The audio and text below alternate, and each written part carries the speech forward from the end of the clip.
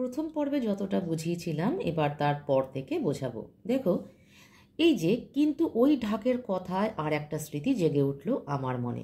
এটা লেখক বলছেন, মানভূম একটা জায়গা, দুধারে কুসুম গাছের সারি আর ঘন বাঁশের বন, তারই ভেতর দিয়ে নির্জন পথ বেয়ে চলেছি। অন্ধকার হয়ে এসেছে, ঝালদার পাহাড় দূরে ভুতুড়ে চেহারা নিয়ে দাঁড়িয়ে। পাশের একটা প্রকাণ্ড দিঘিতে পানডুবকির কলধ্বনি, ঝিঁঝির ডাক।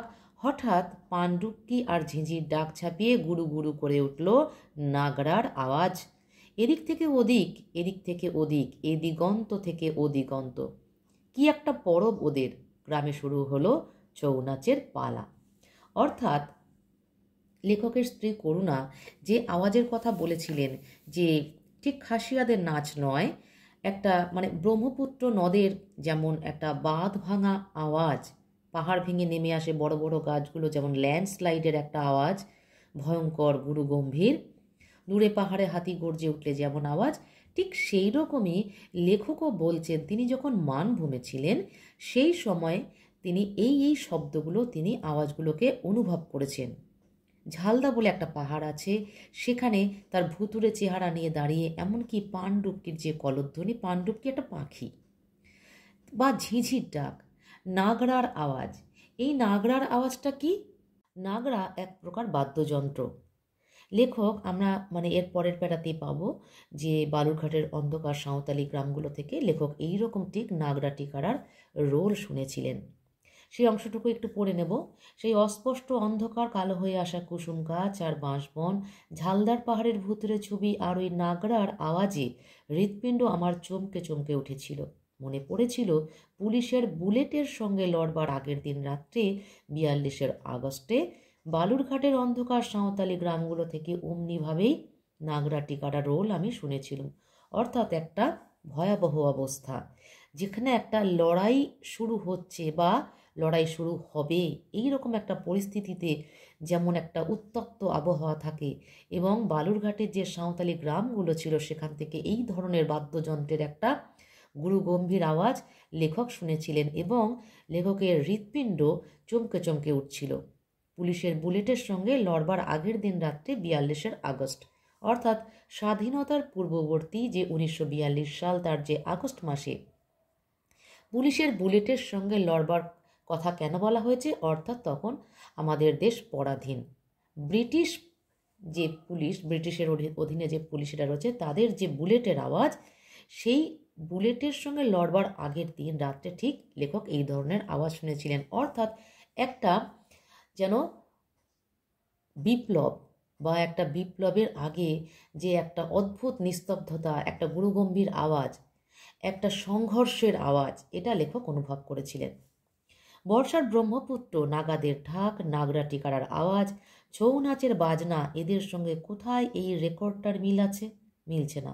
অথচ কোথায় যেন মিলছে, কিছুতেই মনে আনতে পারছি না। অথচ ঠিক মনে আছে। কি যে খারাপ লাগতে লাগলো। অর্থাৎ এই যে আমরা এর আগে জেনেছি বর্ষার ব্রহ্মপুত্র, নাগাদের ঢাক। এই নাগাদের ঢাক কি? নাগা একটা জনজাতি, নাগাল্যান্ডের অধিবাসীদের নাগা বলা হয়। তাদের যে বাদ্যযন্ত্র ঢাক, সেই ঢাক এবং নাগরা টিকারার আওয়াজ আর ছৌ নাচের বাজনা, ছৌ নৃত্যের সময় এক ধরনের বাদ্যযন্ত্র বাজে, তার বাজনা, সব কিছুর সঙ্গে লেখক মিল পাচ্ছেন রেকর্ডের, অথচ পাচ্ছেন না, কারণ তিনি মনে করতে পারছেন না। একটা অচেনা অজানা পুরনো রেকর্ড কিনে আচ্ছা জ্বালা হলো তো। অর্থাৎ এই যে একটা বিষম জ্বালা, মনে না পড়ার জ্বালা, ভয়ঙ্কর একটা অনুভূতি, সেটা নিয়ে তারা খুব জ্বালাতনে অস্থির হয়ে উঠেছেন। এর মধ্যে একদিন করুণার এক সহপাঠিনী এসে হাজির। শহরের উপরতলার বাসিন্দা, নিতান্তই একদা করুণার সঙ্গে গভীর সখিত্ব ছিল বলে আমাদের এই হরিজন পাড়ায় পা দিয়েছেন। খুব ভালো করে বুঝতে হবে লাইনটা। লেখকের স্ত্রীর সহপাঠিনী ছিল এক সময় শহরের ওপরতলার বাসিন্দা। ওপরতলার অর্থাৎ তারা উচ্চবিত্ত, অনেক ধনী সম্প্রদায়ে তারা বিলং করে। নিতান্ত একদা করুণার সঙ্গে গভীর সখিত্ব ছিল, অর্থাৎ করুণার প্রিয় বান্ধবী ছিল। গভীর সখিত্ব মানে বন্ধুত্ব, গভীর মানে যে তাদের মধ্যে সম্পর্কটাই ছিল বেশ আবেগঘন। বলে আমাদের এই হরিজন পাড়ায় পা দিয়েছেন। এই হরিজন কেন বলা হচ্ছে? হরিজন কাদের বলা হয়? হরিজন শব্দটা মহাত্মা গান্ধী দলিত সম্প্রদায়কে বোঝাতে ব্যবহার করেছিলেন। সেই সময়ের আগে বলা হতো অস্পৃশ্য। গান্ধীজি বলেছিলেন যে মানুষকে অস্পৃশ্য বলা ঠিক নয় এবং তাদের হরিজন হিসেবে উল্লেখ করতে তিনি শুরু করলেন। হরিজন শব্দের অর্থ হলো ঈশ্বরের সন্তান। ঠিক আছে, সুতরাং হরিজন অর্থাৎ নিচু সম্প্রদায়। লেখক নিজেদের নিচু সম্প্রদায় কেন বলছেন? তার নাম তো নারায়ণ গঙ্গোপাধ্যায়। তাহলে তিনি নিচু সম্প্রদায় বলছেন কেন? মানে গঙ্গোপাধ্যায় অর্থাৎ ব্রাহ্মণ সন্তান। তাহলে তো হরিজন বলার কথা নয়। তিনি এই কারণেই বলছেন যে নিজেরা অত্যন্ত সাধারণ মধ্যবিত্ত সম্প্রদায়ের মানুষ। আর যেহেতু এই করুণার বান্ধবী উচ্চবিত্ত সম্প্রদায়ের অত্যন্ত ধনী সম্প্রদায়, সুতরাং দুজনের মধ্যে এই দুটো সম্প্রদায়ের মধ্যে কখনোই মিলমিশ হতে পারে না। উচ্চবিত্ত সম্প্রদায় কখনোই এই সাধারণ সম্প্রদায়ের বাড়িতে আসা যাওয়া ওঠা বসা করেন না, তাদের এটা ডিগনিটিতে বাধে। তাই এখানে কি বলা হচ্ছে? এই হরিজন পাড়ায় পা দিয়েছেন শুধুই করুণার সঙ্গে বন্ধুত্ব ছিল বলে। মহিলাটি বিদুষী গুণবতী, অর্থাৎ বিদুষী মানে তার যথেষ্ট বুদ্ধি আছে, বুদ্ধিমতী মানুষ, এবং গুণবতী মানে তার অনেক গুণও আছে। ওয়েস্টার্ন অর্থাৎ পাশ্চাত্য মিউজিক শেখবার জন্য ইউরোপে গিয়েছিলেন, সেখান থেকে গানের ওপর ডক্টরেট নিয়ে ফিরে এসেছেন। বড়মাল্য দিয়েছেন এক মারাঠি এক্সিকিউটিভ ইঞ্জিনিয়ারকে। অর্থাৎ এখানেও কিন্তু সেই, যেহেতু করুণার বান্ধবী উচ্চবিত্ত সম্প্রদায়, তিনি বিয়েও করেছেন ঠিক সমান সম্প্রদায়ের মানুষকে, অর্থাৎ তাদের স্ট্যাটাস লেভেলটা মানে হাই স্ট্যাটাসে তারা বিলং করে। করুণা দারুণ খুশি হয়ে বললে, আইভি এসেছিস, খুব ভালো হয়েছে, আমাদের এই পাজলটার একটা সলিউশন খুঁজে দে। পাজল মানে কি? অর্থাৎ এই যে একটা ধাঁধার মধ্যে তারা পড়েছে, যেখান থেকে তারা বেরোতে পারছে না, তাহলে এটার একটা সমাধান চাই। যেহেতু এটা গান সম্পর্কিত, তাই করুণার বান্ধবী আইভি যেহেতু পাশ্চাত্য সঙ্গীতের ওপর ডক্টরেট করেছেন ইউরোপে গিয়ে, সুতরাং তার কাছে এই সমস্যার সমাধান পাওয়া যেতে পারে বলে লেখকরা মনে করছেন। রেকর্ডখানা দেখে কপাল কোঁচকালেন আইভি। কোনো স্লাভ ভাষা মনে হচ্ছে। বাজানো হলো। আইভিও বিশেষ কিছু বুঝতে পারলেন না। এই স্লাভ ভাষাটি কি? এই স্লাভ ল্যাঙ্গুয়েজ বা ভাষাটা হলো ইন্দো ইউরোপীয় ভাষা সমূহের একটা উপশাখা বা স্লাভীয় জনগোষ্ঠীর মুখের ভাষার একটা সমষ্টিগত নাম। মূলত পূর্ব ইউরোপ, বলকান, কেন্দ্রীয় ইউরোপ বা সেন্ট্রাল ইউরোপ আর এশিয়ার কিছু অংশে এই ভাষাগুলো ব্যবহার করা হয়। আইভিও কিন্তু এই রেকর্ড সম্পর্কে কোনো তথ্য দিতে পারলেন না। পরিবর্তে তিনি কি বললেন? ভাগনার বাখ বিটোফেনের সঙ্গে পরিচয় আছে, তার উপরে ছোটোখাটো একটা বক্তৃতা অকারণেই শোনালেন আমাদের, কিন্তু সমস্যার সমাধান হলো না। অর্থাৎ যেহেতু আইভি পাশ্চাত্য সঙ্গীতের ওপর ডক্টরেট করে এসেছেন, অথচ এই রেকর্ডটা সম্পর্কে কোনো তথ্যই তিনি দিতে পারলেন না তাদের, অথচ নিজের যে জ্ঞানের পরিধি যে সংক্ষিপ্ত বা সংকীর্ণ, সেটাকে ঢাকতে তিনি এই ভাগনার বাখ বিটোফেনের পরিচয়ের সঙ্গে যে পরিচয় আছে তার উল্লেখ করে নিজের জ্ঞানের পরিধিটা যে অনেক বড় বা বিস্তৃত সেটা বোঝাতে চাইলেন, কিন্তু সমস্যার সমাধান আসলে হলো না। তাহলে এই যে ভাগনার বাখ বিটোফেন, এনারা কারা? বিটোফেনকে আগে বিটোফেন সম্বন্ধে বলি। তিনি সর্বকালের শ্রেষ্ঠ একজন জার্মান সুরকার এবং তিনি ধ্রুপদী সঙ্গীত রচনা করেছিলেন। তিনি বাজিয়েছেন কি না সোনাটা, সিম্ফনি, পিয়ানো। আর তিনি প্রথম সঙ্গীতকার যিনি কারোর নির্দেশে বা কাউকে আদর্শ করে সঙ্গীত রচনা করেননি। তিনি একজন কিংবদন্তি। পুরো নাম কি? Ludwig van বিটোফেন। ভাগনার একজন জার্মান সুরকার। বাখ, তাঁর পুরো নাম ইয়োহান জেবাস্টিয়ান বাখ। তিনিও একজন জার্মান সুরকার এবং অর্গান বাদক। এখানে যেহেতু তিনি মানে আইভি সমস্যার সমাধান করতে পারলেন না, তাই তিনি কি করলেন? প্রসঙ্গটাকে এড়িয়ে যাওয়ার জন্য ব্যাগ খুলে একটা টফি খেলেন। তার সেলোফোনের মোড়কটা আঙুলে জড়াতে জড়াতে বললেন, কোনো কমিউনিটি সং বলে মনে হচ্ছে। অর্থাৎ টফির যে মোড়কটা ছিল, যা দিয়ে টফিটাকে র্যাপ করা ছিল, সেটা তার আঙুলে জড়াতে জড়াতে বললেন, কোনো সম্প্রদায়ের গান বলে মনে হচ্ছে। করুণা বললেন, সে তো বোঝাই যায়, অনেকে মিলে গাইছে যখন। অর্থাৎ করুণা এটাকে কোনো ব্যাপার বলে মনে করছে না, কারণ তিনি বোঝাতে চাইছেন যে ওইটুকুনি তাঁরাও বুঝেছেন। ট্রফির মোড়কটাকে একটা আংটির মতো জড়ালেন আইভি। এটা কিন্তু তিনি অন্যমনস্কভাবে এই ঘটনাগুলো করিয়ে চলেছেন। বলেন, নাও আই রিমেম্বার সুইজারল্যান্ডের ম্যারেজ ফেস্টিভ্যালে এমনি গান আমি যেন শুনেছিলাম। এবার তিনি কি বললেন? একদম সম্পূর্ণ অন্য তথ্য বলছেন, যে সুইজারল্যান্ডের ম্যারেজ ফেস্টিভ্যালে অর্থাৎ বিবাহের উৎসবে নাকি এই গান তিনি শুনেছিলেন। অবাক হয়ে গেল লেখকেরা। বলছেন ম্যারেজ ফেস্টিভ্যাল। করুণা আমার দিকে তাকালো একবার, চোখে চোখ মিলল, উত্তরটা কারোই মনোভূত হয়নি। অর্থাৎ তাঁরা যে আওয়াজগুলোর সঙ্গে মিল পাচ্ছিলেন রেকর্ডটাকে নিয়ে, সেই আওয়াজের থেকে সম্পূর্ণ বিপরীত ধর্মী একটা আওয়াজের কথা বলছেন বা গানের কথা বলছেন, যেটা নাকি বিবাহ উৎসব। বিবাহ উৎসব যেহেতু একটা আনন্দের উৎসব, তা সেই গানের সাথে এই গানের কোনো কিন্তু মিল নেই। তারা যুদ্ধ বিগ্রহের সাথে মিল পাচ্ছে, বুলেটের আওয়াজ, নাগরা টিকারার আওয়াজ ইত্যাদির সাথে মিল পাচ্ছে।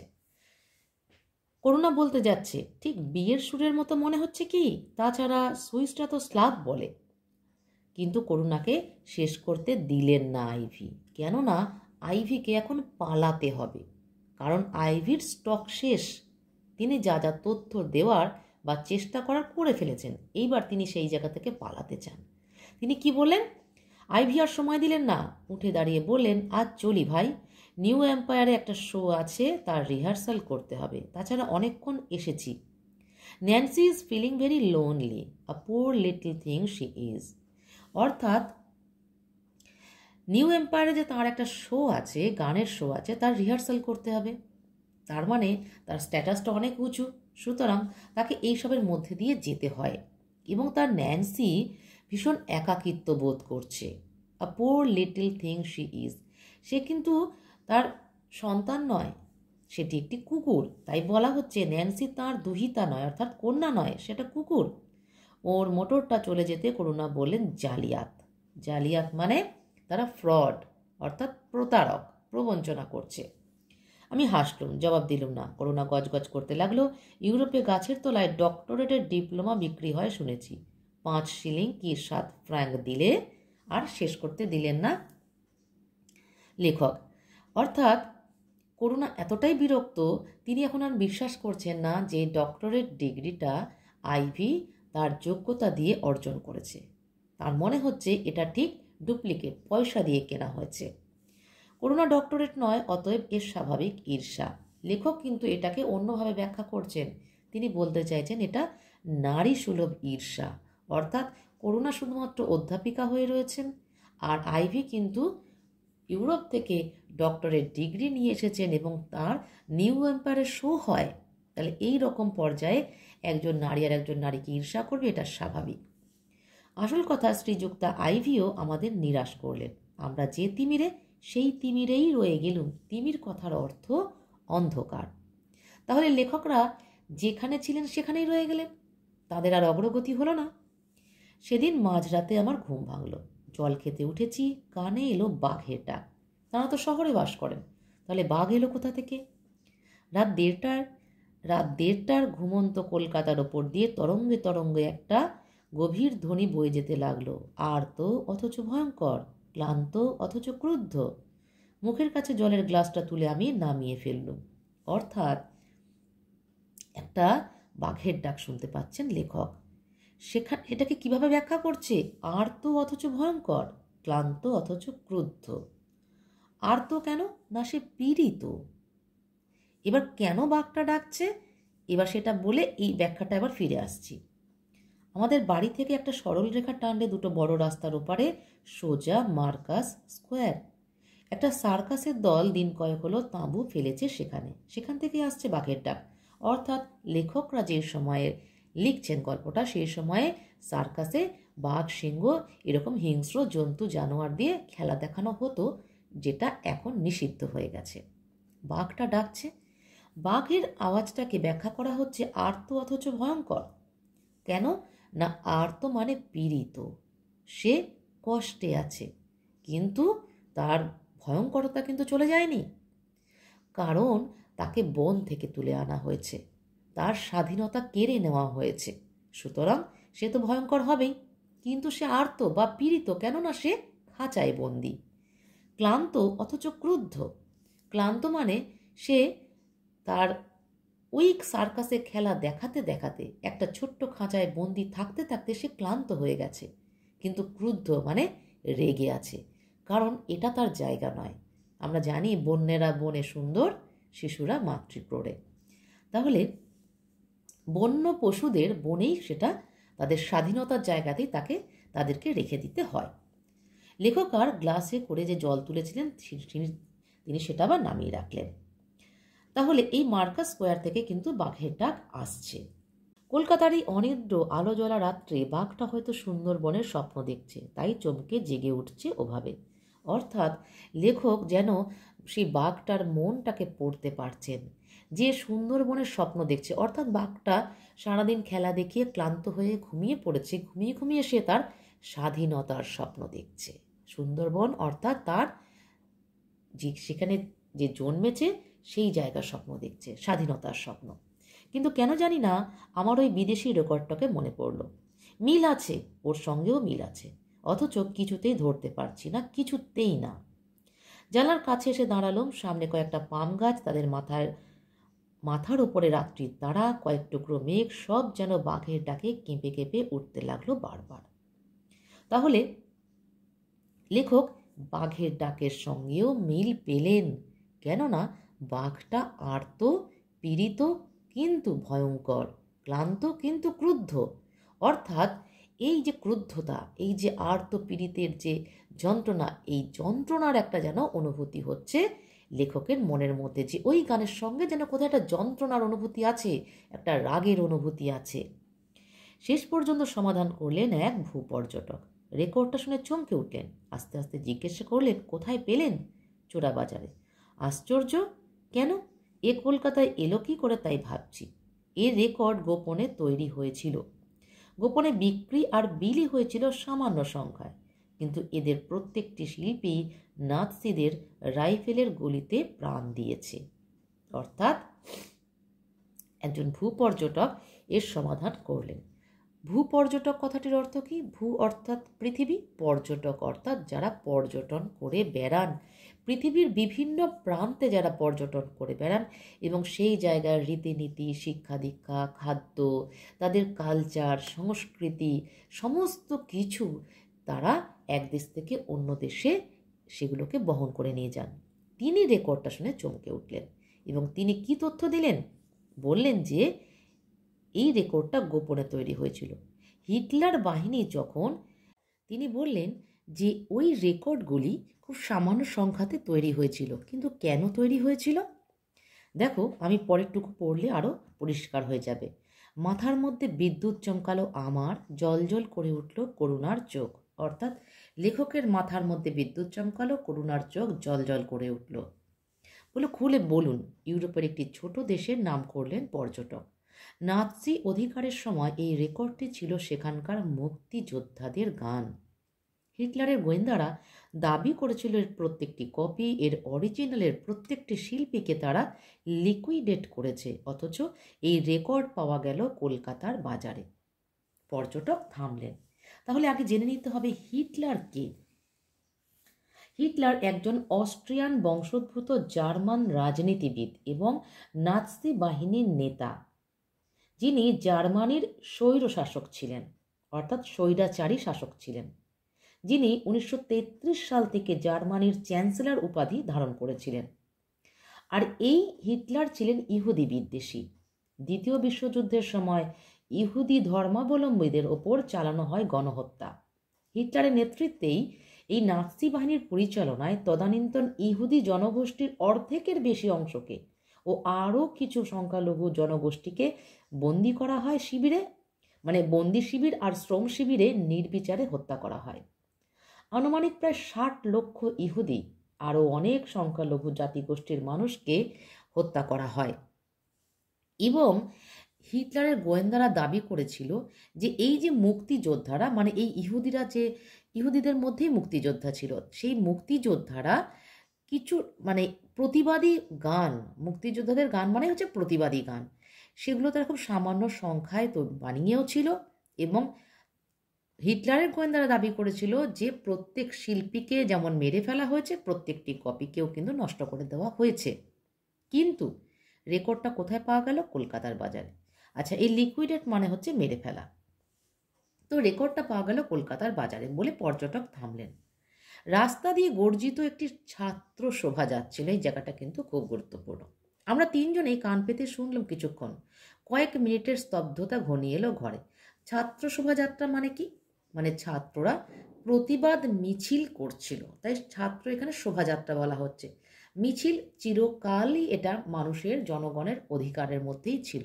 তাই কিছু প্রতিবাদ করলে মিছিল করতেই হয়, জনসচেতনতা গড়ে তুলতে বা জনসাধারণকে জানাতে।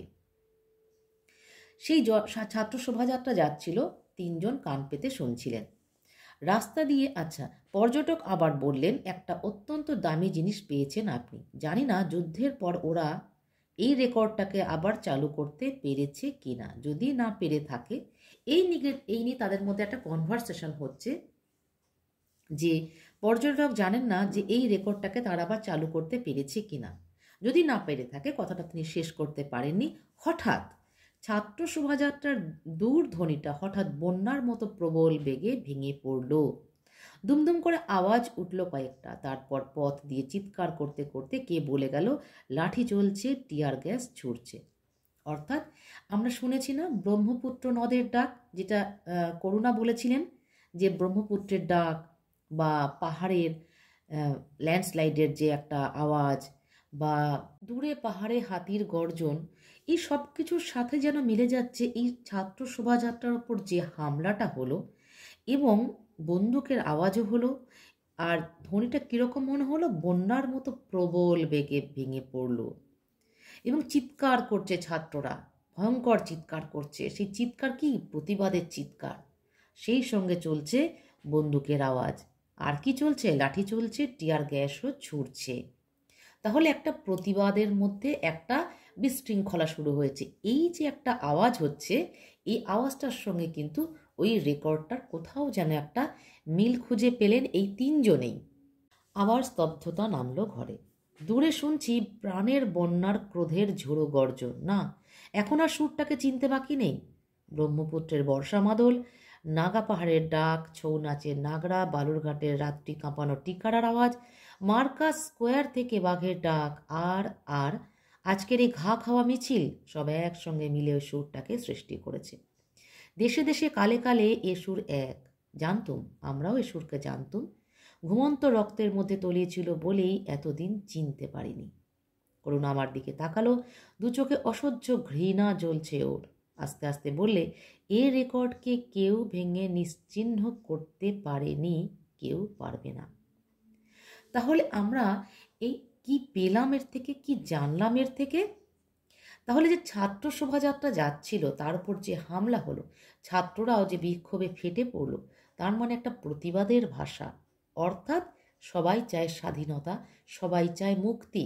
ছাত্র শোভাযাত্রাও যাচ্ছিল, তারাও চায়নি এই হামলাটা তাদের ওপর হোক। অর্থাৎ সেই রেকর্ড ছিল মুক্তিযোদ্ধাদের গান, অর্থাৎ সেটা ছিল একটা প্রতিবাদী সুর, এবং এই প্রতিবাদী সুরের সাথে ছাত্র মিছিলের যে প্রতিবাদী সুর, সেটা মিলেমিশে একাকার হয়ে গেছে। বাঘের ডাক, বাঘটাও কিন্তু ক্লান্ত ছিল, কিন্তু ক্রুদ্ধ ছিল। আর তো ছিল, কিন্তু ভয়ঙ্কর ছিল। অর্থাৎ বাঘটার মধ্যেও যেন একটা স্বাধীনতার আকাঙ্ক্ষা ছিল। কোথায় যেন একটা স্বাধীনতার স্বপ্ন দেখছিল ঘুমিয়ে ঘুমিয়ে। অর্থাৎ সমস্ত আওয়াজ মিলেমিশে একাকার হয়ে গেছে। এখন আর সুরটাকে চিনতে কারোর অসুবিধে হচ্ছে না, এটা আসলে প্রতিবাদের সুর। এই পর্যন্ত থাকলো, আমি পুরোটাই বুঝিয়ে দিলাম, এবং এবার চলে আসবো প্রশ্নের পর্বে, প্রশ্ন উত্তরের পর্বে। চলে এলাম প্রশ্ন উত্তর পর্বে। দেখো প্রথম প্রশ্ন কি আছে, তবু এদের মধ্যে একখানা রেকর্ড আমার দৃষ্টি আকর্ষণ করলো। কোন গল্পের অন্তর্গত, রচয়িতা কে? নারায়ণ গঙ্গোপাধ্যায় রচিত রেকর্ড ছোট গল্পের অন্তর্গত আলোচ্য অংশটি। বক্তা কে, তিনি কোথায় গিয়েছিলেন? লেখক নারায়ণ গঙ্গোপাধ্যায় স্বয়ং আলোচ্য অংশটির বক্তা। তিনি কোথায় গিয়েছিলেন? বউবাজার স্ট্রিট আর শিয়ালদা মোড়ের কয়েকটি ছোট ছোট গলি দিয়ে একটি বিচিত্র বাজার, যার চলতি বাংলা নাম চোরা বাজার। সেখানে লেখক গিয়েছিলেন একটি ছোট বুক কেসের সন্ধানে। 3 নম্বর, কোন রেকর্ডখানা বক্তার দৃষ্টি আকর্ষণ করে? লেখক মনের মতো বুককেস না পেয়ে ফেরার সময় স্তূপীকৃত পুরনো রেকর্ডের দোকানের দিকে নজর পড়ল। তিনি সেখানে দাঁড়িয়ে পড়লেন। সেখানে একটি চোঙওয়ালা গ্রামোফোনে হিন্দি গানের রেকর্ড বাজছিল। লেখক জানতেন পুরনো রেকর্ডের ভেতর থেকে সৌভাগ্যবশত তিনি দুষ্প্রাপ্য রেকর্ডও এর আগে পেয়েছেন। সেই রেকর্ডের স্তূপে একটি রেকর্ড বক্তার দৃষ্টি আকর্ষণ করে। তার লেবেল ও ভাষা অচেনা, এমনকি ওপরের লেখাগুলো রোমান হরফের বলে মনে হলো না, অথচ বেশি পুরনোও নয়। দোকানদারকে রেকর্ডটা বাজিয়ে শোনাতে বললে সে যখন বাজালো, চোঙওয়ালা গ্রামোফোন থেকে এক রাশ অদ্ভুত বাজনা ছড়িয়ে পড়ল। লেখক এ ধরনের বাজনা আগে কখনো শোনেননি। একটা ড্রাম বাজছে, গিটার বাজছে, নারী পুরুষ মিলে 4-5টি কণ্ঠ আছে বলে মনে হলো। কেমন একটা অদ্ভুত সুর, রক্তের মধ্যে দোলা লেগে যায়। সুরটা যদিও অচেনা, তবুও খুব চেনা বলে বোধ হলো। 12 আনা পয়সা দিয়ে তিনি রেকর্ডখানি সংগ্রহ করে বাড়ি নিয়ে এলেন। 4 নম্বর প্রশ্ন আছে, পরবর্তী ঘটনা সম্বন্ধে কি জানো? লেখক বাড়ি ফিরে মেশিনে রেকর্ডটি বসাতেই তাঁর স্ত্রী করুণা ছুটে আসে পড়ার টেবিল থেকে। বাজনা শুনে তিনি বিরক্ত হয়ে যান। ওই রেকর্ডখানা দুজনকেই আচ্ছন্ন করে রাখে পুরো সন্ধেটা। একসময় করুণার মনে হয় আসামে থাকতে খাসিয়াদের নাচের সঙ্গে এরকম গান শুনেছিলেন। লেখকেরও মনে হয় বর্ষার ব্রহ্মপুত্র, নাগাদের ঢাক, নাগারা টিকারার আওয়াজ, ছৌ নাচের বাজনা, এদের সঙ্গে কোথাও এই রেকর্ডটির মিল আছে। নানা রকম চিন্তা তাদের মধ্যে চলতে থাকে। করুণার বন্ধু আইভি কখনো বলেন স্লাভ ভাষা, কখনো বলেন সুইজারল্যান্ডের ম্যারেজ ফেস্টিভ্যালের গান। শেষ পর্যন্ত রহস্যের সমাধান করলেন একজন ভূপর্যটক। ইউরোপের একটি ছোট্ট দেশের নাম করলেন তিনি। নাৎসি অধিকারের সময় এই রেকর্ডটি ছিল সেখানকার মুক্তিযোদ্ধাদের গান। হিটলারের গোয়েন্দারা দাবি করেছিল এর প্রত্যেকটি কপি, এর অরিজিনালের প্রত্যেক শিল্পীকে তারা মেরে ফেলেছে, অথচ এই রেকর্ড পাওয়া গেল কলকাতার বাজারে। এই যে লাস্ট প্রশ্নের উত্তরটা আমি বলে দিলাম, এটার মধ্যে 90% গল্পই কিন্তু রয়েছে। তোমরা যদি অন্তত 3টে কি 4টে প্রশ্নের সেট তোমরা ভালো করে পড়ো, পুরো গল্পটা পড়া হয়ে যায়। তারপর যে কোনো প্রশ্ন আসুক না কেন তোমরা সেটা পারবে। সুতরাং গল্পটা ভালো করে জেনে বা বুঝে গেলে কোনো প্রশ্নের উত্তর লিখতেই সমস্যা হবে না, যেভাবেই আসুক না কেন। নম্বর দেখো, আমরা যে তিমিরে সেই তিমিরেই রয়ে গেলুম। আলোচ্য অংশটি কোন গল্প থেকে গৃহীত লেখককে আমার বলা হয়ে গেছে। উক্ত লেখকের রচিত একটি চরিত্রের নাম লেখো যা তাঁর অনবদ্য সৃষ্টি এবং অমর হয়ে আছে।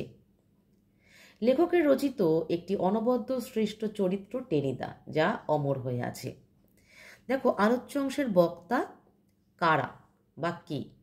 আলোচ্য অংশের বক্তা স্বয়ং লেখক এবং তাঁর স্ত্রী করুণা। তিমির শব্দের অর্থ কি? তিমির শব্দের অর্থ অন্ধকার। বক্তারা কেন তিমিরে রয়ে গেলেন? আলো দেখতে পেলেন না কেন? এর মধ্যেও কিন্তু বহু তথ্য তোমরা পেয়ে যাবে, সেটা আবার যে কোনো প্রশ্নের উত্তর লিখতে গেলে তোমাদের সেটা সাহায্য হবে।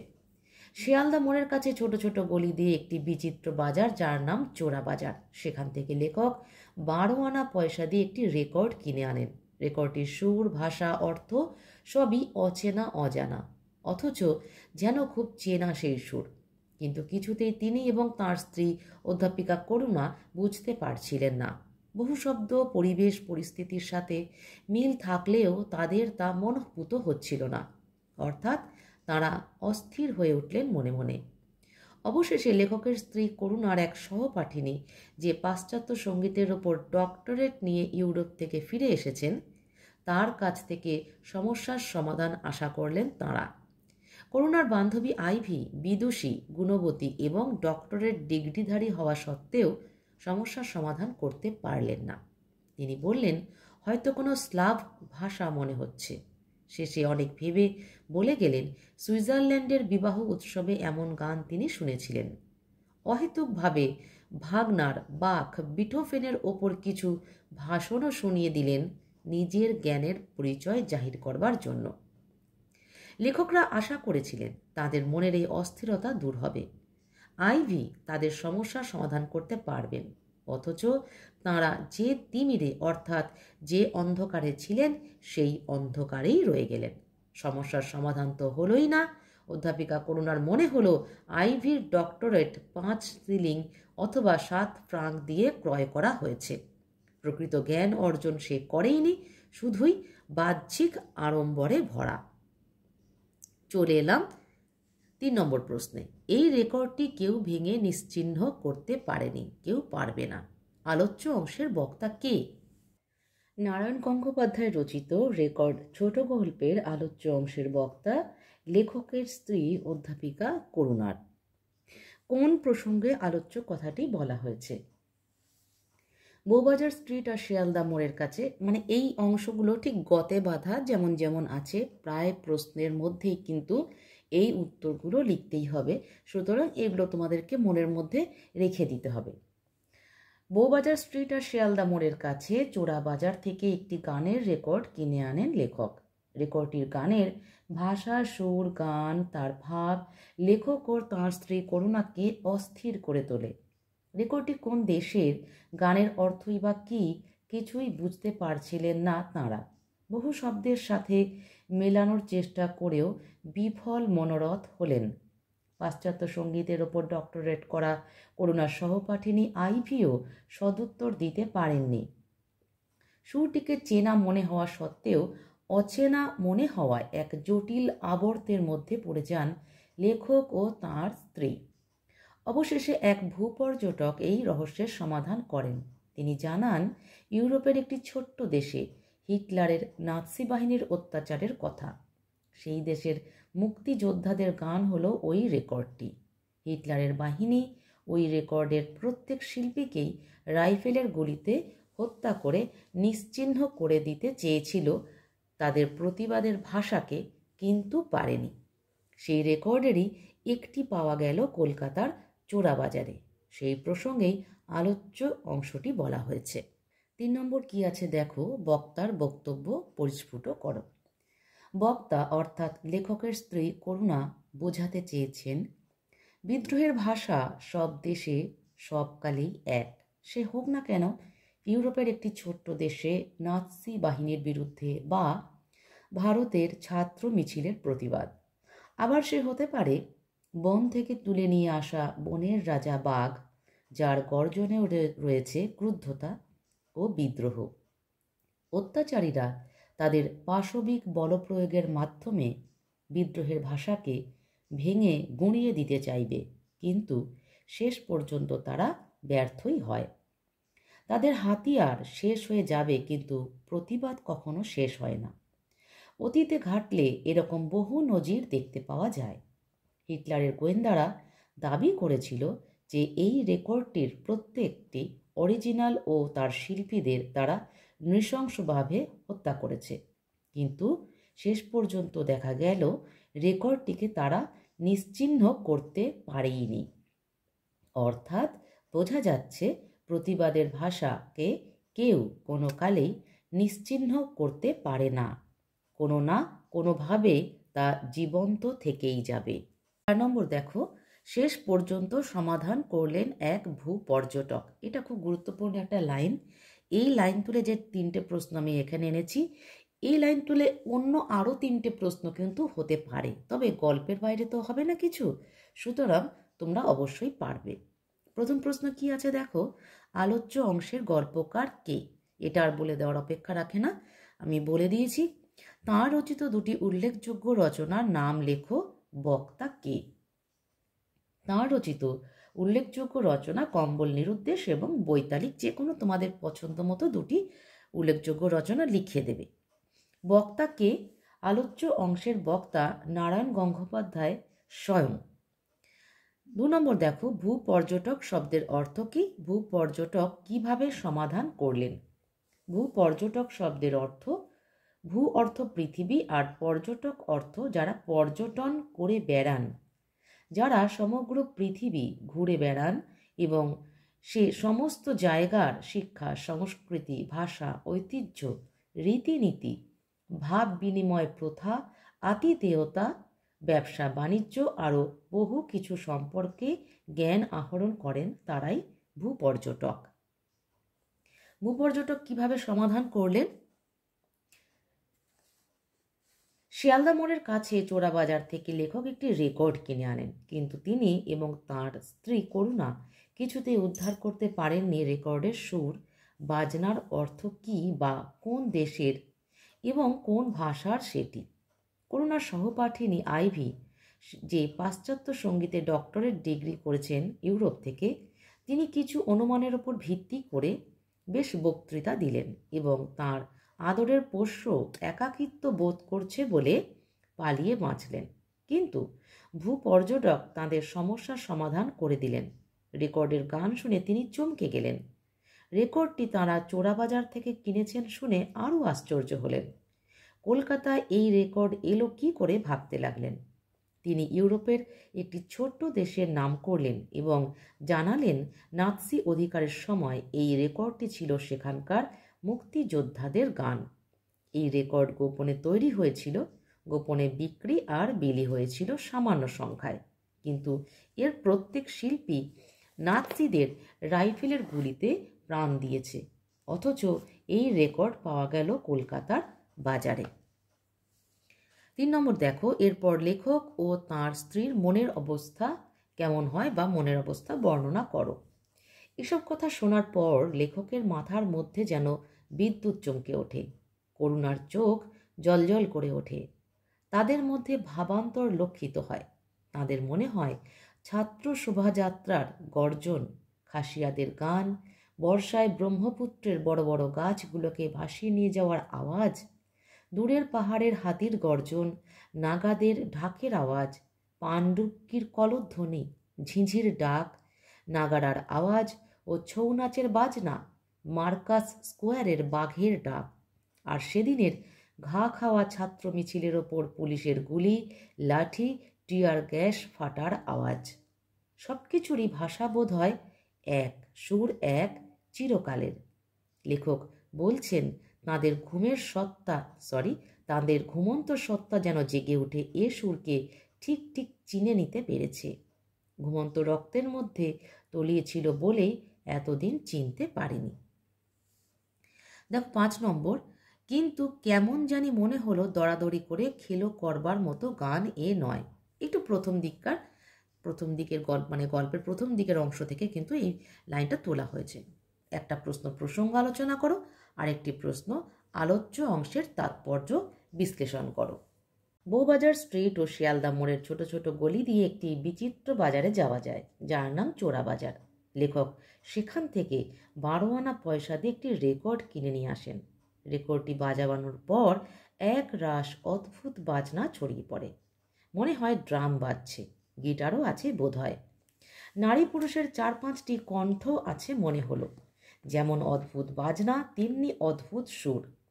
রেকর্ডটির দাম নিয়ে দরাদরি করলে হয়তো আরও সস্তায় কেনা যেত, কিন্তু লেখকের মনে হলো এর রেকর্ডটির যথেষ্ট মূল্য আছে বা যথেষ্ট মূল্যবান।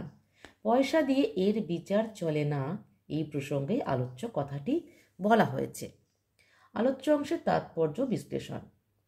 একটি বইকে যেমন তার প্রচ্ছদ দ্বারা বিচার করা যায় না, তার মর্মার্থ বুঝতে গেলে বইয়ের ভেতরে প্রবেশ করতে হবে, ঠিক তেমনই লেখক যখন বিক্রেতাকে রেকর্ডটি বাজাতে বললেন তখন তার অদ্ভুত লাগে।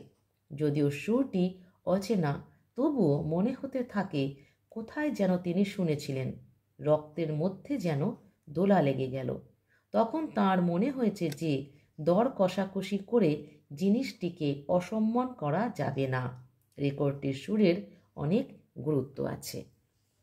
5টা প্রশ্ন এবং আগের ভিডিওতে নামকরণের সার্থকতা, টোটাল 6টা প্রশ্ন বলে দিলাম। আমার মনে হয় না আর কোনো প্রশ্নের প্রয়োজন আছে, কারণ যা উত্তর সব এর মধ্যেই আছে। যেভাবেই প্রশ্ন আসুক না কেন উত্তর তোমরা পারবেই যদি এই 6টা প্রশ্ন তোমরা প্রস্তুত করে যাও। আজকের ভিডিও পর্যন্তই। পরবর্তী ভিডিওর অপেক্ষায় থাকো, খুব শিগগিরই ফিরে আসছি। সাবধানে থেকো, মন দিয়ে পড়াশোনা করো।